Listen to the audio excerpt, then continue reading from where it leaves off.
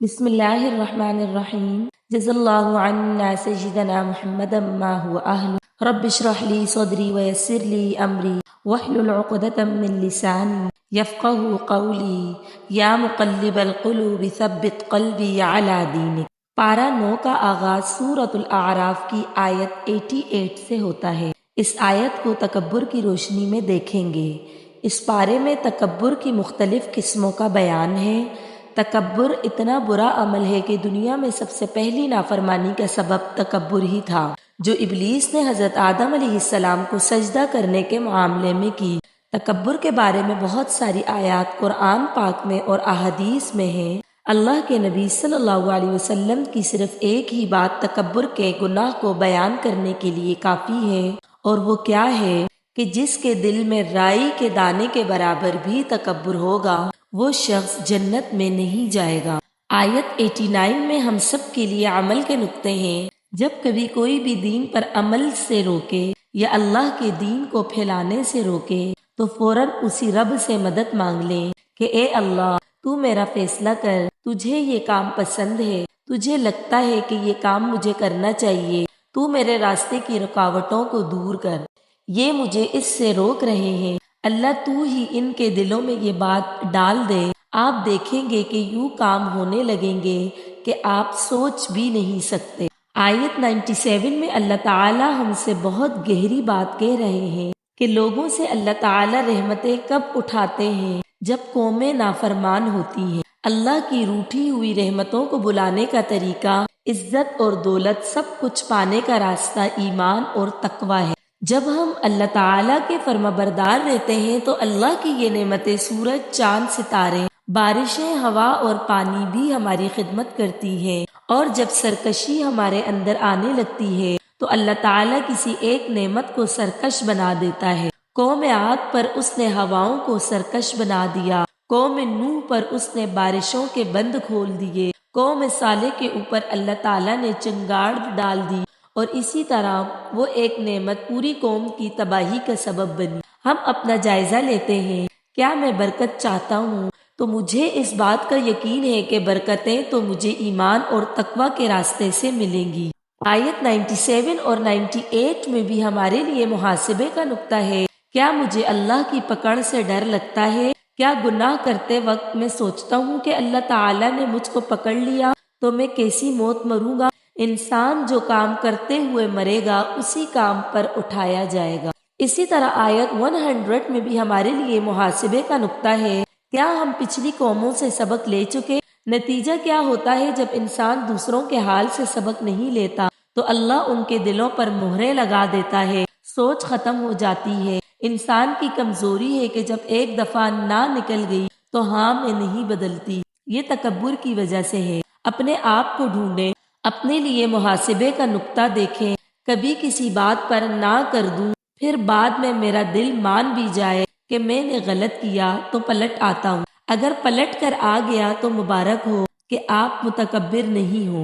اگر آپ سن کے بھی نہیں پلٹے تو سمجھ لیجئے آپ کے اندر تکبر بھرا ہوا ہے۔ اللہ کو تو بندہ بڑا پیارا لگتا ہے جو گناہوں کے بعد پلٹ آتا ہے، اس لیے توبہ کرنے والے شخص کو اللہ تعالیٰ اس شخص سے زیادہ محبوب رکھتا ہے جو گناہ ہی نہ کرے۔ تو ہم سب اپنے دلوں کا جائزہ لے سکتے ہیں۔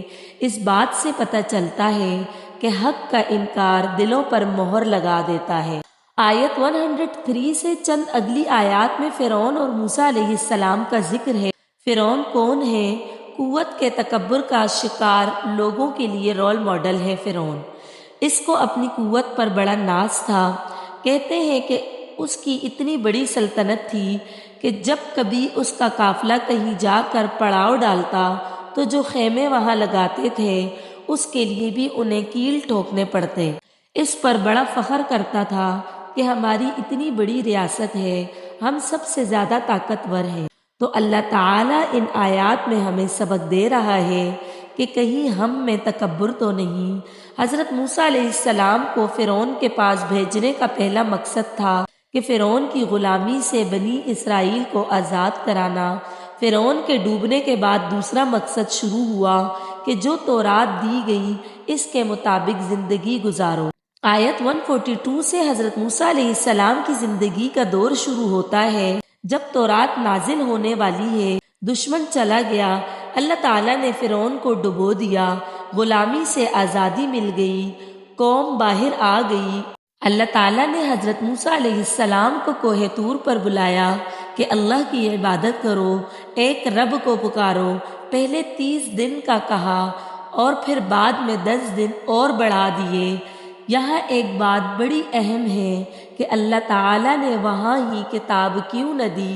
اس لیے کہ کتاب کے لیے یکسوئی کی ضرورت ہوتی ہے، پوری طرح متوجہ ہونے کی ضرورت ہوتی ہے۔ آپ بھی اپنے 24 گھنٹے کے اندر کوئی آدھا گھنٹہ 15 منٹ خود کو تنہا رکھیں اور اللہ تعالیٰ کی نشانیوں پر غور کریں۔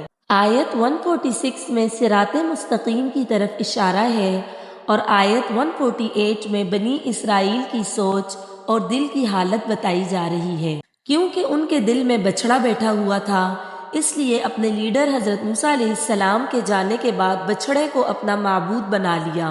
کیونکہ جب تک دل سے گناہ کی نفرت ختم نہیں ہوتی، آپ پورے کے پورے دین میں نہیں آ سکتے۔ ذرا سا ماحول بدلے گا، آپ واپس چلے جائیں گے۔ آیت 157 کے بارے میں آتا ہے کہ اللہ تعالیٰ نے حضرت محمد مصطفیٰ صلی اللہ علیہ وسلم کے ذریعے ان رسوم و رواج کو ختم کرایا جن میں مکہ کے لوگ جکڑے ہوئے تھے۔ ان کے ہاں مرنے جینے کی کئی رسمیں تھیں، کھانے پینے میں حرام اور حلال کی باتیں تھیں، لیکن اللہ کے نبی صلی اللہ علیہ وسلم نے آ کر سب کے دین کو آسان کیا۔ افسوس کی بات ہے کہ آج ہم نے وہ سارے طوق پہن لیے، رسم کے نام پر، جہیز کے نام پر، کھانے پینے کے نام پر۔ آج پھر ضرورت ہے کہ اللہ کے نبی صلی اللہ علیہ وسلم کی تعلیمات کو عام کر کے خود کو ان بوجھوں سے آزاد کیا جائے۔ آیت 163 سے اگلی چند آیات میں ایک بستی کا واقعہ ہے۔ اس واقعے کا ذکر سورۃ البقرہ کی آیت 65 میں بھی آ چکا ہے۔ حضرت داؤد علیہ السلام کے دور میں بنی اسرائیل کی بستی تھی۔ وہ کسی دریا کے کنارے تھی۔ ان کا کاروبار مچھلیاں پکڑنا تھا۔ ہفتے کے دن ان کو مچھلیاں پکڑنا منع تھا، لیکن اس دن مچھلیاں بہت زیادہ آتی تھی۔ انہوں نے بہانے کے ساتھ وہ مچھلیاں پکڑی، کاروبار میں ایسے ناجائز ذرائع استعمال کیے جو منع تھے، اور بعد میں کہا ہم تو مجبور تھے۔ یاد رکھیے، حرام بڑی کثرت سے آتا ہے۔ یہ ایسی شکلیں دکھاتا ہے کہ بندے کے اندر اگر مضبوط ایمان ہو تب ہی بچتا ہے۔ یہ ایک بڑی آزمائش ہوتی ہے۔ اللہ تعالیٰ نے اس بستی والوں کی شکلیں مسخ کی کیونکہ انہوں نے اللہ کے حکموں کو مسخ کیا تھا۔ یاد رکھیے، جب لوگ برے کام کریں اور ہم ان کو نہ روکیں تو ہم پر بھی پکڑ آئے گی، اور اگر ہم ان کو منع کریں اور وہ نہ روکیں تو اللہ تعالیٰ ہمیں ہماری نیتوں کی وجہ سے بچا لے گا۔ بچنے کا ایک ہی راستہ ہے، خود بھی برائی سے رکیں اور دوسروں کو بھی روکیں۔ آیت 171 سے پتہ چلتا ہے کہ کتابوں پر عمل کرنا، کتابوں کو مضبوطی سے پکڑنا ہی وہ چیز ہے جو لوگوں کو برائیوں سے روک سکتی ہے۔ اگلی آیات میں اللہ تعالیٰ ہم کو یاد دلا رہا ہے کہ اللہ تعالیٰ نے حضرت آدم علیہ السلام کی پشت پر ہاتھ پھیرا اور قیامت تک جتنے انسان ہیں سب کی روحیں نکل آئی۔ سب سے اللہ تعالیٰ نے وعدہ لیا تھا کہ میں تمہارا رب نہیں ہوں۔ انہوں نے کہا ضرور، آپ ہی ہمارے رب ہیں۔ ہم اس پر گواہی دیتے ہیں کہ ہم سب کی فطرت میں توحید رکھی گئی ہے۔ آیت 175 ہمیں اس بات کی دعوت دے رہی ہے کہ ہم سب میں سے ہر ایک سوچے اور غور کرے جو ان آیات کو سیکھ چکا یا ابھی سیکھنے کے مرحلے میں ہے۔ آپ اس کتاب کو اپنے لیے حفاظتی حصار سمجھیں۔ یہ آپ کے اور میرے پاس ایک شیلڈ ہے، یہ ہاتھ سے ہٹتی ہے تو کتنے شیطان ہمارے پیچھے لگ جاتے ہیں۔ جس طرح فرشتے سرکشی نہیں کرتے، ہمیں بھی حکم ہے کہ اللہ تعالیٰ کے حکموں کے آگے جھک جائیں اور ساتھ ہی اپنی عقلوں کو بھی جھکا دیں۔ اس کے بعد سورۃ الانفال شروع ہوتی ہے۔ اس کی پہلی آیت میں مال غنیمت کے بارے میں کہا گیا کہ تم نے اللہ اور اس کے رسول صلی اللہ علیہ وسلم کے لیے جنگ کی تھی، مال کے لیے نہیں۔ پس تم اللہ سے ڈرو اور اللہ اور اس کے رسول صلی اللہ علیہ وسلم کی اطاعت کرو۔ مال غنیمت کا سوال جنگ بدر کے موقع پر اٹھا تھا۔ یہ پتہ ہی نہیں تھا کہ دشمن سے جو مال آئے گا اس کا کیا کریں، کیونکہ پہلے نبیوں کے دور میں جو دشمن سے مال ہاتھ میں آتا تھا اس کو حکم الہی سمجھ کے جلا دیا جاتا تھا۔ امت مسلمہ پر اللہ تعالیٰ نے رحمت کی اور کہا، نہیں، تم مال کے دشمن نہ بنو، ضائع نہ کرو، اس کو لے لو۔ اب جب مسلمان مال لے آئے تو پوچھا کیا کریں، کس کا ہے، کس کو دیں؟ تو کہا اس کو چھوڑ دو، یہ کوئی اتنا اہم سوال نہیں ہے، مال کے معاملے میں اتنے بڑے معاملے نہیں ہوتے۔ 4 کام کرنے کو دیے۔ اللہ تعالیٰ کا تقوی پیدا کرو، اپنے آپ کو مال کی محبت سے بے نیاز کرو، تعلقات درست رکھو، کیونکہ بعض دفعہ مال ہونے کے باوجود بھی انسان خیر نہیں پاتا۔ جب آپس میں لڑائی جھگڑے ہوں، مسلمانوں کی تربیت کی جا رہی ہے، اخلاق سازی کی جا رہی ہے، مسلمانوں کو سکھایا جا رہا ہے کہ دیکھو جہاں 4 لوگ مل کر کام کریں گے وہاں مسئلے اٹھیں گے، ان مسئلوں کو بڑا نہ بناؤ، اپنی ذات کی اصلاح کرو، تعلقات کو بہتر کرو، کیونکہ اللہ کے نبی صلی اللہ علیہ وسلم نے فرمایا مسلمانوں کا آپس میں بگاڑ نیکیوں کو مونڈ دیتا ہے۔ اس وقت امت کو یہ سبق پڑھانے کی ضرورت ہے کہ اختلافات ہوں تو ان کو بھول جاؤ اور آپس کے تعلقات کو بہتر کرو۔ تیسری چیز، اللہ اور اس کے رسول صلی اللہ علیہ وسلم کی اطاعت پر 4 کام کریں گے تو اللہ کی مدد آئے گی۔ آیت 2 اور 3 میں سچے مومن کی حالت کا تذکرہ ہے۔ آیت 5 سے اگلی چند آیات میں غزوہ احد کا تذکرہ ہے، اور اس آیت میں اللہ تعالیٰ نے ارشاد کیا ہے کہ اللہ تعالیٰ کی راہ میں گھر والے تھوڑے بہت تو متاثر ہوں گے، کیونکہ گھروں میں رہنے کی وجہ سے انسان جاہل رہ جائے تو پھر دشمن سر پر آ جائیں گے۔ غزوہ بدر میں مسلمانوں کے پاس 2 اختیار تھے، یا تو اس قافلے سے لڑو جو ابو سفیان شام سے لا رہا تھا، جس میں مال و اسباب کی کثرت تھی، اور لڑائی کی صورت میں وہ سارا مسلمانوں کو مل جاتا، اور دوسری صورت یہ تھی کہ ابو جہل کے لشکر سے لڑو جس کے ساتھ ہزاروں کا لشکر تھا اور جدید اسلحہ تھا۔ بشر ہونے کے ناطے صحابہ کرام رضی اللہ عنہم کا دل کیا تھا کہ وہاں لڑیں جہاں مال بھی مل جائے اور جان کو بھی کچھ نہ ہو، لیکن اللہ تعالیٰ نے کہا ایسا نہیں ہو سکتا۔ کبھی کبھی اللہ تعالیٰ سونے چاندی کے لشکروں کو الگ کروا کے دشمنوں کو سامنے لے آتا ہے تاکہ حق کا غلبہ ہو۔ اللہ مال کی محبت نکال کر لوگوں کو یہ ثابت کروانا چاہتا تھا کہ حق کی دولت مال کی دولت سے بڑی ہے۔ زندگی میں ایسا ہوتا ہے کہ آپ آسانیوں کے طالب ہوتے ہیں اور خیر مشکلات میں ہوتی ہے۔ ماں چاہتی ہے کہ میرے بچے کو کبھی بخار نہ ہو، وہ بخار بچے کے اندر کی بیماری کو باہر لانے کے لیے ضروری ہوتا ہے۔ ماں چاہتی ہے کہ بچے کے پاؤں میں کانٹا بھی نہ چبھے، اللہ تعالیٰ چاہتا ہے چبھے تاکہ اس کو گرم سرد کا پتہ چل جائے۔ جو حالات کی تلخیوں سے گزرتے ہیں وہی کندن بنتے ہیں۔ اپنے نبی صلی اللہ علیہ وسلم کے ہاتھوں سے اللہ تعالیٰ ایک ایسا گروہ تیار کر رہا تھا جس نے آپ صلی اللہ علیہ وسلم کے بعد اس امت کا بوجھ اٹھانا تھا، جن کے کندھوں پر ایک بڑی ذمہ داری تھی۔ اللہ تعالیٰ ایسے حالات لا رہا تھا جن میں لوگوں کو چھانٹا جائے۔ بدر کے میدان میں اللہ کے نبی صلی اللہ علیہ وسلم کی فریادیں سنیے، اور یہ موقع تھا جب آپ اپنے رب سے فریاد کر رہے تھے، اے اللہ، میں نے بڑی مشکل سے یہ 313 ساتھی جمع کیے ہیں، اگر یہ آج ہلاک ہو گئے تو اس زمین پر تیرا کوئی نام نہیں لے گا، کیونکہ آپ صلی اللہ علیہ وسلم کو پتا تھا کہ آپ آخری نبی ہیں، آپ کے ماننے والے اس دنیا سے چلے گئے تو نام کون لے گا؟ پھر اللہ تعالیٰ نے وہاں فرشتوں کو بھیجا تو یہ ہے وہ تڑپ کہ خالص ہو جائیں، تھوڑے ہیں تو کیا ہوا۔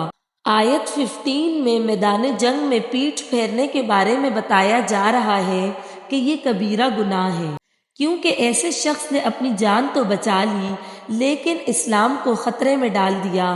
جس طرح میدان جنگ سے پیٹھ پھیرنا اسلام کو دشمنوں کے ہاتھ میں دینا ہے، اسی طرح کسی دینی ذمہ داری سے پیچھے ہٹنا بعض حالات میں اتنا ہی بڑا گناہ ہو جاتا ہے، بعض دفعہ ذمہ داریوں کو نبھانے کے بجائے انسان اپنی جان کے پیچھے پڑ جاتا ہے، تو اللہ تعالیٰ کہہ رہے ہیں جس نے بھی پیٹھ پھیر دی تو سمجھ لو اس نے کبیرہ گناہ کیا۔ آیت 17 میں اللہ تعالیٰ اس نعمت کا ذکر کر رہے ہیں جب جنگ بدر میں مسلمانوں کے پاس ہتھیار نہیں تھے، اللہ کے نبی صلی اللہ علیہ وسلم نے مٹھی بھر کنکریوں کو دشمن پر پھینکا، وہ ہر کافر کی آنکھوں میں گولی بن کر لگے، تھوڑی دیر کے لیے گھبرا گئے، اسی وقت پانسا پلٹ گیا۔ گولیوں میں طاقت کہاں سے آتی ہے؟ اللہ تعالیٰ دیتا ہے۔ اللہ تعالیٰ ابابیلوں کی چونچ کے اندر پتھروں کو گولے بنا کر ابرہہ کے لشکروں پر پھینکواتا ہے۔ آج بھی اللہ تعالیٰ مسلمانوں کی مدد کر سکتا ہے، بس صحابہ جیسے جذبے اور ایمان کی ضرورت ہے۔ آیت 30 میں نبی صلی اللہ علیہ وسلم کی ہجرت کا تذکرہ ہے۔ مکہ کے 13 سال بہت مشکلات کے تھے، لیکن اللہ تعالیٰ نے اپنے نبی صلی اللہ علیہ وسلم کو اس جگہ کو چھوڑنے کا حکم ابھی نہیں دیا تھا کہ شاید کچھ اور لوگ دین کی طرف آ جائیں اور ان پر حجت تمام ہو جائے۔ لیکن اس کے بعد ہوا کیا کہ ایسی رات گزری کہ جس میں نبی صلی اللہ علیہ وسلم کی جان لینے کا منصوبہ بنایا گیا، اور وہ سارے ذرائع استعمال کر رہے تھے کہ ہم کسی بھی طرح آپ صلی اللہ علیہ وسلم کو اپنے راستے سے ہٹا دیں۔ اللہ تعالیٰ نے ان کی ساری سازشوں کو بے نقاب کر دیا اور اپنے نبی صلی اللہ علیہ وسلم کو حکم دے دیا کہ آپ اس شہر کو چھوڑ جائیں، کیونکہ اس شہر کے لوگوں پر اب حجت پوری ہو چکی ہے، یہ لوگ اس قابل نہیں کہ مزید وقت ان پر لگایا جائے، اور یہ نہ شکرے ہیں نہ قدرے ہیں۔ 13 سال کی تبلیغ کے نتیجے میں ابھی بھی ان کو اس بات کا یقین نہیں آیا کہ وہ پیغام جو اللہ کا نبی صلی اللہ علیہ وسلم دے رہا ہے اس میں ان کی نسلوں کا فائدہ ہے۔ ان کو اگر یقین ہوتا کہ ان کے باپ دادا کے خلاف یہ سب کچھ نہیں ہو رہا بلکہ ان کی اپنی نسلوں کو سنوارنے کے لیے ہو رہا ہے تو یقیناً یہ سنبھل چکے ہوتے۔ ہر نبی کی زندگی میں یہ وقت آتا ہے، عام نبیوں کی زندگی میں اس وقت کے بعد قوم کو تباہ کر دیا جاتا ہے تاکہ تم اس معاملے کو اب ختم سمجھو اور تم دنیا میں رہنے کے قابل ہی نہیں ہو۔ تم نے اپنے رویے سے یہ بات ثابت کر دی، لیکن نبی صلی اللہ علیہ وسلم چونکہ آخری نبی تھے تو آپ صلی اللہ علیہ وسلم کے جانے کے بعد مکہ والوں کو ختم نہیں کیا گیا، اس لیے اس کے بعد 10 سال مختلف جنگیں اللہ کے حکم سے ہوئی، اور اس میں اکثر ان سرداروں کو کچلا گیا جنہوں نے ایسی سازشیں بنائیں۔